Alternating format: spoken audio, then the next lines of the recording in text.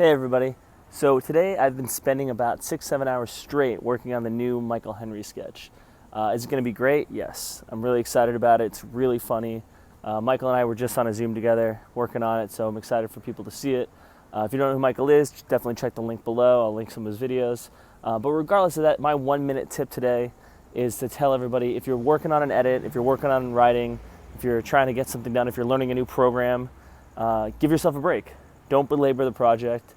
Don't go, mad about it. If you get frustrated with a moment in the project, if you get frustrated with an editor cut, just go outside, try to go get something to eat, get something to drink, get a cup of coffee, whatever it is.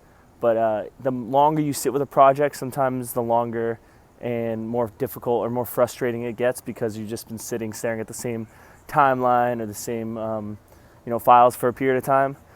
So, go outside, give yourself a little break, give yourself a big, deep breath, then get back into it. And honestly, over the years, what has worked for me is getting back into it after these breaks. And honestly, I feel reinvigorated with the project, and I get more done, honestly, after taking the break than if I didn't take the break at all.